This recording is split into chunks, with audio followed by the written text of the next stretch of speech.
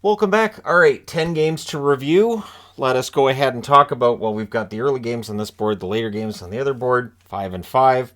And so off we go. Starting off with Dallas and Carolina. So two teams that struggle in overtime. You knew this one was probably going to head to overtime, and yet, I don't know. Let's go through it. It's Wedgwood versus Ronta in this one. Early jump for the Canes. Svechnikov thought about doing the Michigan, could not execute it. Shots are 2-0 for the Canes at 5 minutes. The Canes get a power play. They score on it. It's Nason. Scoring from Teravainen and Burns at 6:20. The Canes then press for another. We had 2 minutes of 4-on-4. The Canes press was 7.5 minutes left. The Stars get a power play. That was killed off. And then Svechnikov does score from Chatfield and DeHaan at 17:03. And he was the one that was in the penalty box and came out and on that same shift got the goal. It wasn't one of those situations where he jumps out of the box and gets that stretch pass, but he had just come out of the box. So with 1:57 left, the Stars go back to the power play, and they score on it. At 18:38, it's Pavelski from Robertson and Heiskanen. Robertson didn't get a goal tonight. He stays cold in that category, but he does get on the board. So it's 2-1 Carolina after one. Second period, Stars get a power play. Back-to-back clears for the Canes. We then had 30 seconds of 5-on-3. The Canes clear it out again. But during the 5-on-4, Ben scores from Heiskanen and Hintz at 5:38. Just too many opportunities for that power play. They're going to burn you. The shots on goal are 4 apiece at 7.5 minutes. The Canes get a power play. Burns blasts one high. The next one saved. That power play's killed off. Just the one shot allowed. Canes go back to the power play. That becomes a 5-on-3 for a minute and 4 seconds. And you don't want to give them a 5-on-3. They'll score as they do. It's Teravainen with his first of the season from Natchez and Burns at 13:54. We then had 50 seconds of 4-on-4. Everything gets killed off the rest of the way, but after 2 periods, it's 3-2 for Carolina. At 2:44 of the third period, the insurance goal is on the board with Jarvis scoring from Shea. And so I thought, all right, so that should be it then, right? Shots are 2 apiece at 5 minutes. The Canes press at 7.5 minutes, but then Tyler Seguin gets on the board from Colin Miller at 9:05. The Stars press to tie it, and they get kind of a lucky one here. Hakanpää gets one that just gets through Ronta, and it just trickles through. Robertson with the assist at 10:47. Stars press are kept to the outside in the final minute. The Canes get some pressure, but we're going to overtime. Stars control early. Robertson's denied. Heiskanen has a chance that's held, and then at 2:19 on a rush. Dallas had the puck most of the time up until then, but on a rush, the Canes ended as Natchez from Svechnikov on a 2-on-1. 5-4 is your final for Carolina. They go to 18-6-6 with the win. The Stars drop to 18-8-6 with the loss. The shots on goal in this one, 9-8 Dallas in the first, 13-6 Carolina in the second, 15-13 Carolina in the third. In the overtime, both teams had 2 shots. Carolina had the one that matters. Final shots 38-30 for Carolina. Power plays Dallas 2 for 5, Carolina 2 for 4. Hits 20-14 for Carolina. Wedgwood saved 33 out of 38. Ronta saved 26 out of 30. And tonight we had far more goals than we had on Thursday, which was when we had 12 games on it. It was relatively low scoring. The scoring picks up, starting with this one here tonight. All right, next on the board. The Rangers in against Philly. This one didn't start the way that we thought it would, but it ended the way we thought it would. So it was Halak versus Hart. Of course, a lot of talk about, Sedlak leaving the team, DeAngelo being back in the lineup tonight, but Hayes being a healthy scratch. Heedle's denied on a net drive, which didn't count as a shot initially, but I kept that on the board because to me it looked like a shot on net. Rangers press are kept to the outside. Miller defends a Konechny rush, and then it's Van Riemsdyk that opens the scoring from Tippett at 7 minutes and 11 seconds. This isn't the first time that both Van Riemsdyk brothers have scored the same night. This is an oddity because Trevor Van Riemsdyk's a defenseman not known for goal scoring, and yet here we are. Lixell then had a rush chance that was blocked as the Flyers are looking for a 2-0 lead. The shots are 4-2 in their favor with 9 minutes left. So the Rangers definitely starting in neutral in this one.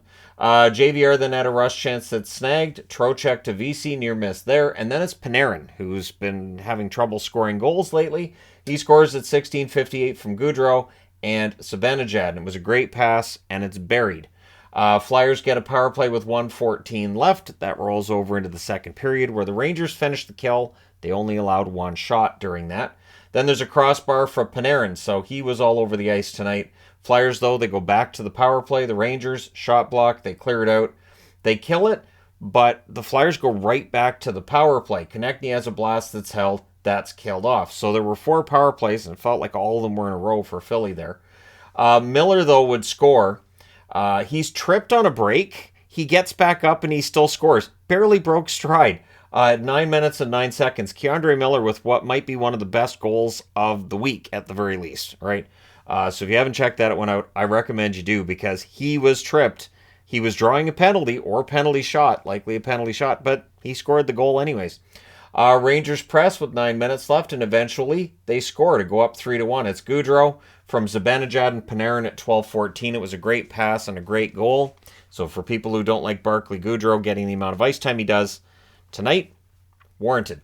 Blaine has a backhand that's held. There's some pushing after that. Goudreau's one of those guys that it goes beyond the numbers. One thing that I want to do a 32-team video on is players that the numbers don't tell you the story with. That, yeah, the offense isn't, fantastic, but these guys are still really good. Gaudreau would probably be my pick for the Rangers.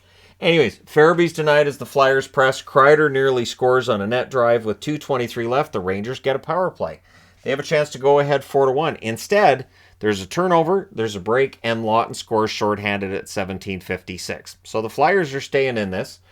Flyers then finish the kill, which is important after the shorthanded goal. So we're going to the third period. Rangers press at 2.5 minutes. The shots are 6-2 for the Rangers at 5.5. And then Vesey, who's been hot lately, scores from Trocheck at 6:22. He wired that one over the glove of Carter Hart. But the Flyers answer. It's Frost from Sanheim and York at 7:53. The Flyers press at 9 minutes. The Rangers then press with 8.5 left. Hedl was robbed in close. With 3:20 left, the Flyers get a power play. They call a timeout. They pull the goaltender to go 6-on-4. That allows Trouba to hit the empty net from K'Andre Miller at 17:52. And then Lindgren gets one that I've got on the board as an empty net goal. It's not recorded officially as that because the puck didn't go in the net.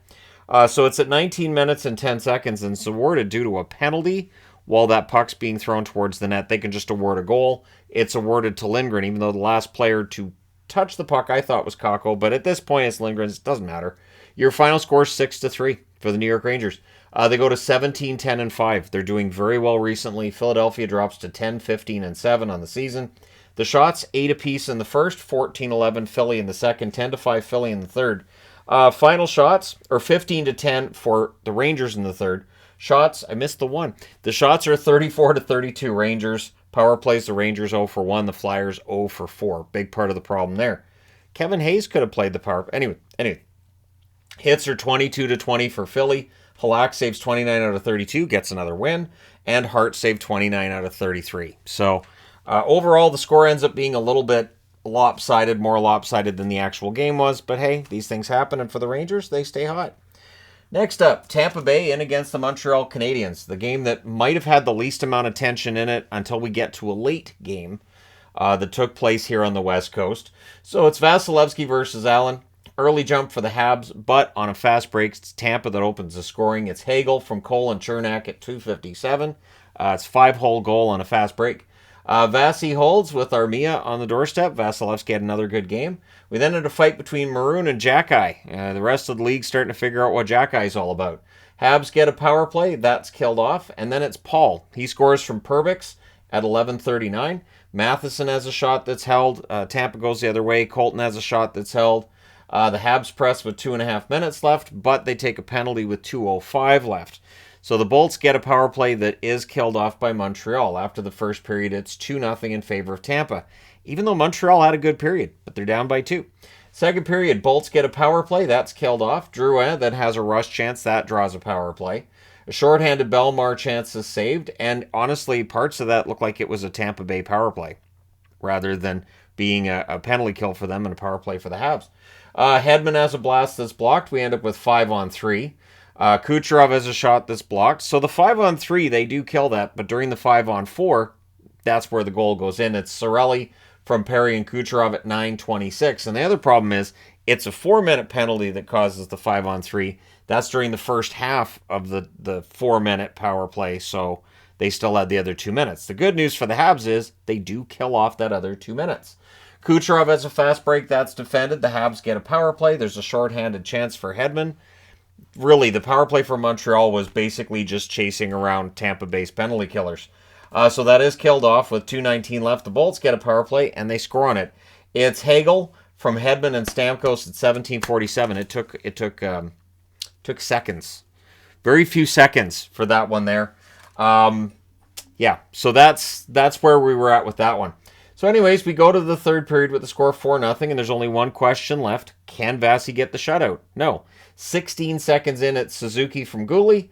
The Habs press for another. Killorn then had a net feed near miss there. The shots are 3 apiece at 6 minutes. Dvorak has a rush chance that's saved. The Habs press with 6 minutes left, but eventually it is Kucherov from Hagel at 18:01. He flips it in from the side of the net.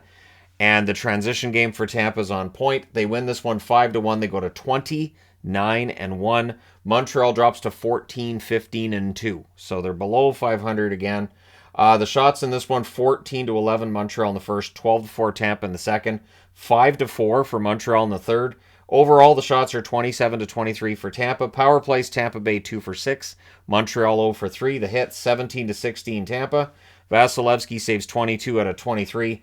Allen saves 22 out of 27. So, same amount of saves, not the same amount of shots for the goaltenders.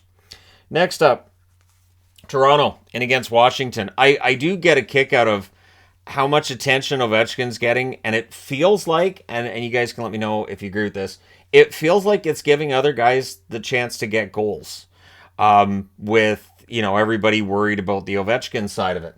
So it's Samsonov versus Lindgren. Orlov has a shot that's blocked. The Caps press at 1.5 minutes. Good pace to the game early. This was not the fastest game, though. That would be the Rangers-Philly game, at least the early ones. That was the fastest. Shots are 1 apiece at 7 minutes, which happens. When you have a fast game, normally means there's not a lot of shots on net, a lot of back and forth. Pressed by the Caps at 7.5 minutes, and eventually they open the scoring. It's Gustafsson. He scores from Milano at 11:12. The Toronto Maple Leafs answer exactly 2 minutes later. It's Nylander from Matthews and Kerfoot at 13:12. So, hey, Toronto's in this until at 14:48 Van Riemsdyk. So there's the Van Riemsdyk brothers. He scores from Milano and Mantha at 14:48. He wired that one short side. It's 2-1, and it looks like this could be a wide open game. Nylander's then denied as the Leafs press with 1:27 left. The Leafs get a power play. That leads to a shorthanded chance for Johansson, which was saved. So we go to the second period with Washington ahead 2-1. Caps finish the kill. 1 shot allowed in total. And then it's Gustafsson. He scores at 2:51 from Kuznetsov and Milano. Absolutely fantastic pass by Kuznetsov. Really good play by him there. It was a one-timer, and as I put up there, good cycle to set up that goal. Caps press at 5.5 minutes, but at 6:25, it's Matthews scoring a goal to go with his assist from Timmins and Brody. So there's Timmins on the board again. And so that makes it 3-2. Washington not really getting distance between themselves and the Leafs to this point in the game.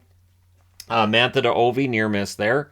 They were trying to set up Ovechkin at times, just wasn't happening. I don't think Ovechkin's overly upset about it either. He's going to get there. And I think winning is important too, right? So the Caps press, Samsonov was minus a stick during that, but they managed to weather that. Good back and forth in the final minute. Sandin had a shot that deflects out, but we're going to the third period with the score still 3-2 in favor of the Caps. 10 seconds in, it's Hathaway from Jensen. The Leafs call a timeout. The idea was to call a timeout and see if maybe it was offside. It wasn't, so they don't challenge it. And so the play continues. Caps look for another, and they would get one. It's Gustafsson with a hat trick. Yeah, he scores from Kuznetsov and Protas at 3:49. I'm going out on a limb to say it's his first career hat trick. I didn't hear officially if it was or wasn't, but it kind of has to be, doesn't it? So, yeah, that made it 5-2. And that takes any tension out of the rest of the game other than will Ovi get that goal, right? Caps get a power play. That's killed off. The Leafs then get a power play. That's killed off as well.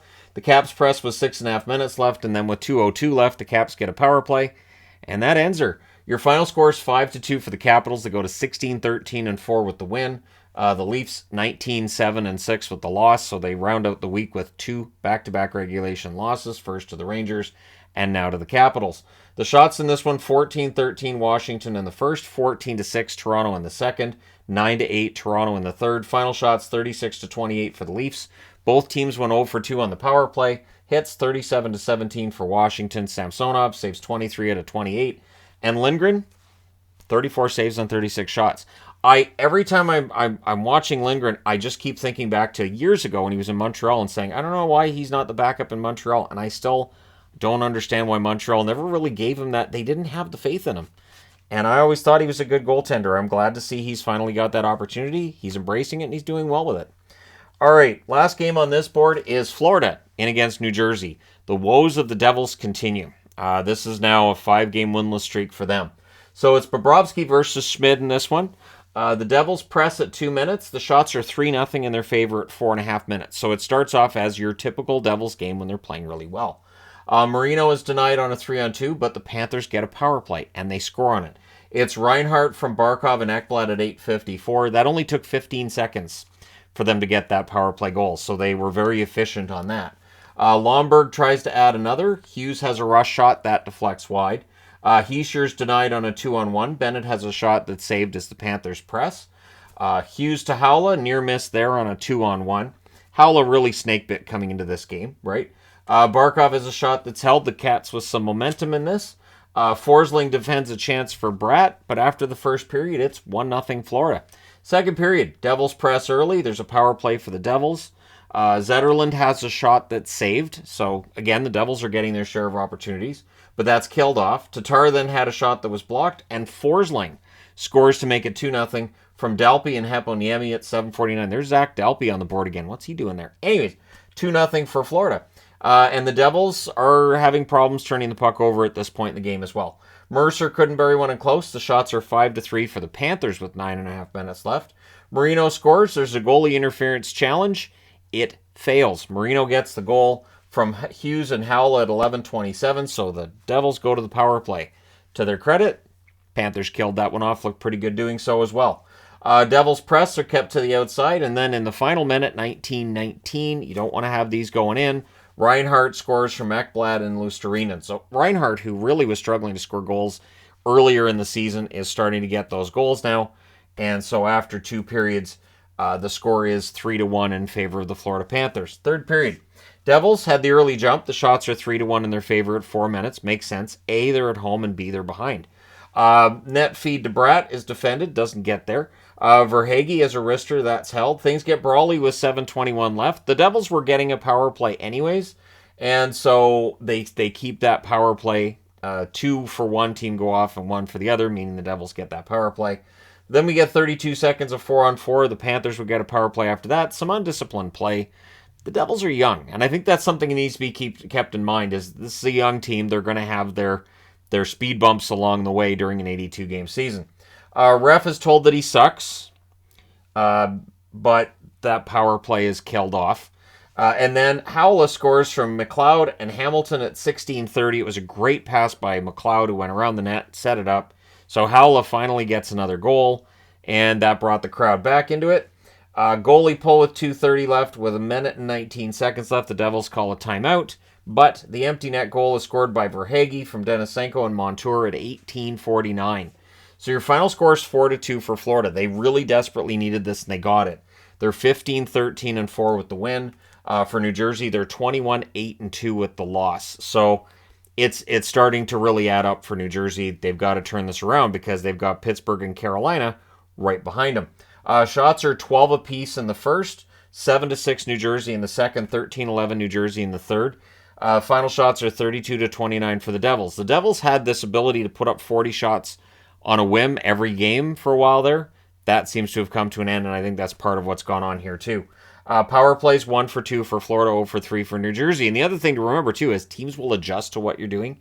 You need to adjust back.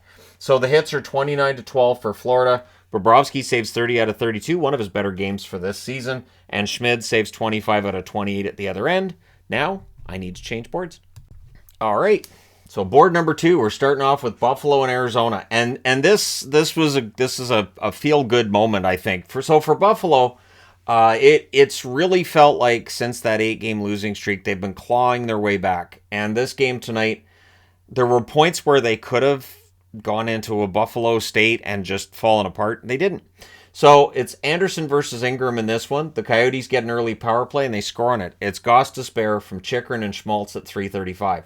The Sabres, though, they get a power play. They score on theirs. It's Skinner from Thompson and Tuck at 6:34. So Skinner, fresh off of his suspension, gets in there and gets a goal. And that one went off the goalie's glove, and then it hit Skinner. So it's not the most beautiful goal for Skinner because he didn't put his stick on it, but went in off of him, so that's a thing. Sabres go back to the power play. Thompson has a blast that deflects out. 40 seconds, then a 4-on-4 because the Sabres had too many men on the ice. That's all killed off. Skinner has a shot that's held as the Sabres press. The Coyotes get a power play. Buffalo kills that off. 2:27 left. The Sabres get a power play. Skinner couldn't bury a rebound during that. That's killed off, so after one period, it's 1-1. Second period, Sabres press at 2.5 minutes. Hayden had a chance on a turnover. That was held. Sabres get a power play. Skinner has a chance. That's held. And that power play's killed off. Boyd nearly buries one. The Sabres get pinned down around the halfway mark. The shots are 7-5 for the Sabres with 8 minutes left. But at 12:16, on a fast break, it's Barrett Hayden. About time he got a goal. So he gets that to put the Coyotes up 2-1, and the Coyotes have some momentum. And again, Buffalo Sabres, any other season, this is where it just all falls apart, and yep, nope, they're done, they lost. Not tonight. Skinner scores at 16:42 from Darlene and Thompson, and it was a snapshot. It was against the flow of play.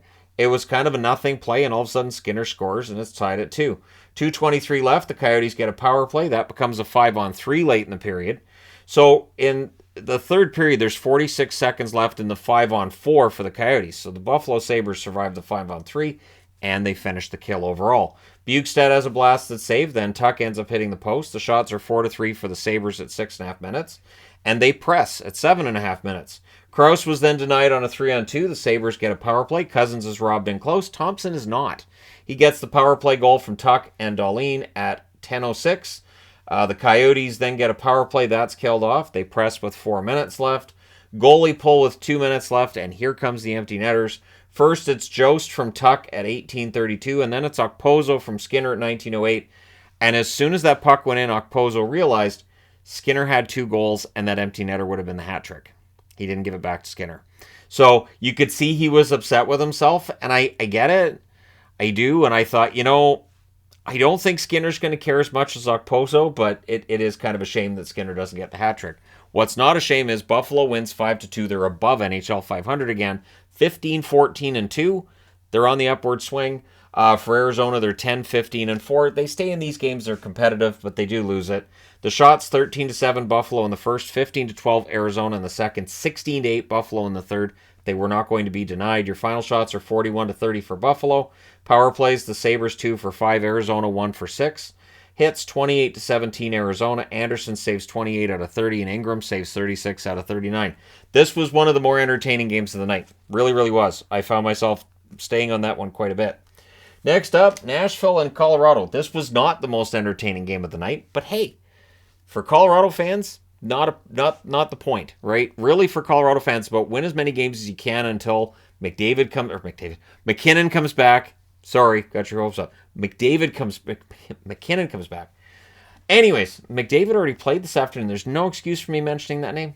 None, other than being tired. All right, so it's Saros versus Georgiev in this one. Good back and forth at the 2.5 minute mark. This was a game that had a lot of flow. It felt like there was a lot of really good back and forth, which again, you don't see a lot of shots.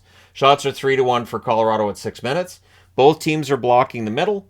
The Avs get the power play. Nichushkin misses an open net. Yeah, he's rusty coming off that injury. There's no way he would have missed that before the injury. Makar has a shot that saved. That power play's killed off. The Avs press in the final minute. Johnson has a shot that's blocked with 15 seconds left. Nashville gets a power play, so that rolls over to the second period. There was a shorthanded rush for Lehkonen. Colorado kills that off. The Preds, they get some pressure after it's done. Jeannot wipes out on an exit. Apparently he fell down a couple of times, so that's when you got to get your skates sharpened, check your edges. Shots are 2-1 for the Preds at 5 minutes. So again, there's a lot of flow, not a lot of shots on net at that stage. Power play for Nashville. Nino Niederreiter's denied and close. That's killed off. The Avs get a power play. Makar has a shot that's held. We get some punching after that because you got to get some punching in. Rantanen scores on the power play from Makar at 8:38. The Avs go back to the power play. That gets killed off. 3 shots. Then there's a press by Nashville in the final minute. And at 19:44, Newhook scores on a rush from Rodriguez and Nichushkin. So Nichushkin on the board with an assist. Nice goal by Newhook, too. He wired it. So maybe now Newhook's going to get on a bit of a hot streak. We go to the third period with Colorado ahead 2-0. Early glass rush is defended. Forsberg to Parsonen, near miss there, and then Duchesne scores from Niederreiter at 3:25. The shots are 3 apiece at 6.5 minutes. The game's getting kind of chippy at this point too. A lot more pushing and punching on whistles. Rodriguez has a rush chance that's held. Compher then had his own opportunity that's held. Same design. Predators really having a hard time getting into Colorado's zone. Colorado playing a very good shutdown defense in the third. Goalie pull with a minute and a half left. Forsberg's denied from the slot. With 37.4 seconds left, the Preds call a timeout.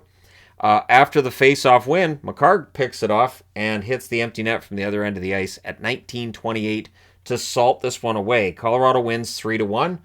They go to 16-11-2 with the win. Nashville 12-13-4 with the loss. Your shots in this one, 10-8 Nashville in the first, 12-8 Colorado in the second, 10-8 Colorado in the third. Final shots 30-26 in favor of Colorado. So I've moved them back up to third on the power rankings. I haven't. Power plays 0 for 2 for Nashville, 1 for 3 for Colorado. Hits 27-17 for Nashville. Saro saves 27 out of 29, was excellent. So was Georgiev, 25 saves on 26 shots. Honestly, great game for Georgiev, and continues to give Colorado the kind of goaltending that they need at this time of the year. All right, next up. The Islanders in against Vegas. This is very unpredictable, this Islanders team. They come off of a loss against Arizona last night, and here they are in Vegas. But Vegas has been struggling at home. So this is one of those Twilight Zone type games. Varlamov versus Thompson in this one. Early jump for Vegas. And I mean the old Twilight Zone, the good, not the remake Twilight. That was terrible. Anyways, early jump for Vegas. Salo has a blast that save. Vegas clears it out. The shots are 2-1 for the Islanders at 6 minutes. There's a press by Vegas at 9 minutes. Kessel's denied and close. The Islanders get a power play. It becomes a 4-on-4. Everything's killed off there. Pulock has a shot that's blocked as the Islanders press. But before the period's out, on a good press, Lee scores from Beauvillier and Salo at 18:58. So it's 1-0 Islanders after 1. Second period, Vegas starts with a full power play and they score on it. Riley Smith with the goal at 1 minute and 12 seconds. Vegas then presses at 4 minutes, and I mean, if you were expecting this is where Vegas takes over, so was I. But at 4 minutes and 30 seconds on a nice net drive, good rush chance, Fasching scores. Yeah, from Aho and Martin, the shots are 6-2 for Vegas at 6.5 minutes. They have a goal on one of their shots, but so do the Islanders. The Islanders were limiting prime chances at this point in the game. Miramanov has a shot that's held. Beauvillier then had an opportunity at the other end. That was held on to too. Vegas presses with 6.5 minutes left, but eventually the Islanders get another. It's Holmstrom with his first NHL goal, so that's good news if you're an Islanders fan. From Parisi and Pajot at 17:36, the Islanders then press for another. And then right after the buzzer, Cizikas scored. Now, I thought right away, well, that's not going to be a good goal, right? But it was close enough that they reviewed it. And no, the puck went in after the buzzer, but I thought, okay. So it was almost 4-1 for the Islanders. That should wake up Vegas, and it kind of did. So third period early edge for the Golden Knights. They end up getting a power play, and they score on it. It's Riley Smith on the power play at 3 minutes and 30 seconds. Pietrangelo and Stevenson with the assists on that one. And then Vegas presses for the tie. But the Islanders get a power play. There's a shorthanded rush by Carlson that's defended. They do kill that off. Vegas does. Stone gets hurt. He took a puck to the back of the leg. People were speculating online. Maybe it's his Achilles, something else. He would return to the game. So at least he returned to the bench. But if he returned to the bench, it's not that bad, right? So anyways, the shots are 13-4 for Vegas with 5 minutes left, even though the final shots tell me that they only had 12. So that happened. Anyways, the Islanders, they're holding on. They're clearing the puck out. The goalie gets pulled by Vegas with 1 minute and 40 seconds left. That leads to Brock Nelson hitting the empty net at 18:32, and then Parisi hits the empty net from Nelson and Pajot at 19:48. So your final score is 5-2 for the New York Islanders. They go to 18-13-1 for Vegas. They've got to figure out their game at home and somehow apply their road game to their home game, because they're 22-10-1. If they had a really good home record, they'd be way better. So the shots are 9 apiece in the first, 17-9 Vegas in the second, 12-8 Vegas in the third. Final shots 38-26 for the Golden Knights. Power plays, Islanders 0 for 2, Vegas 2 for 3. The hits were 25-14 for the Islanders. Varlamov saves 35 out of 37. Sorokin makes a brief appearance and makes a save.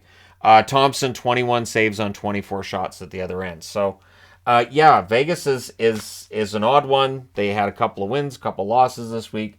And for the Islanders, they lose against Arizona. They beat Vegas. Nothing makes sense anymore. And so, yeah, there you go. Next up, Winnipeg beat Vancouver. So let's move on to the last game of the night. I'm just kidding. It's so frustrating to right out of the gate. First couple of shifts look and go, well, they're done. Like, I went to my wife. Now, of course, her favorite team is Winnipeg. So, of course, she's watching this.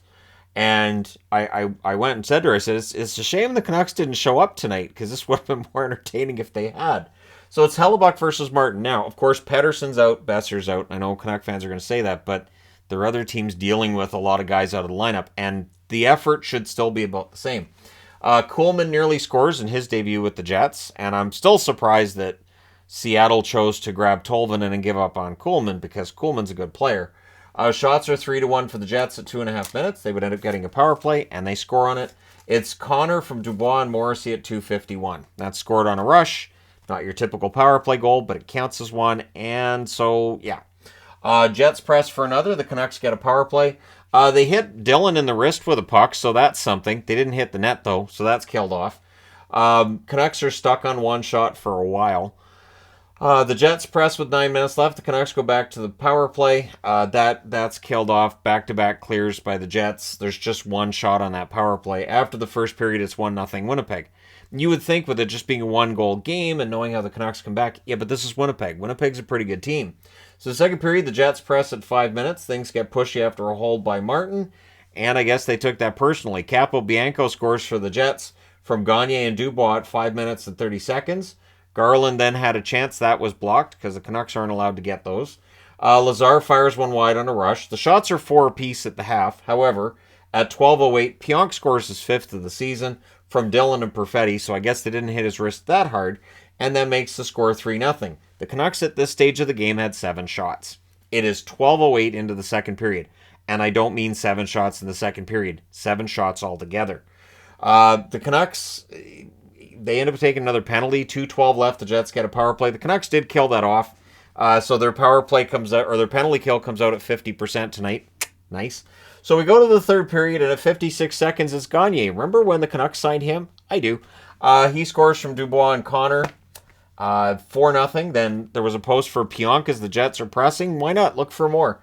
The Canucks press at 6.5 minutes. The shots are 5-1 for the Canucks at 7 minutes. But the one shot on net for Winnipeg went in, because of course it did. And then Janssen Fialbi scores from Sandberg at 7:59. Odds are probably the second shot of the period, officially.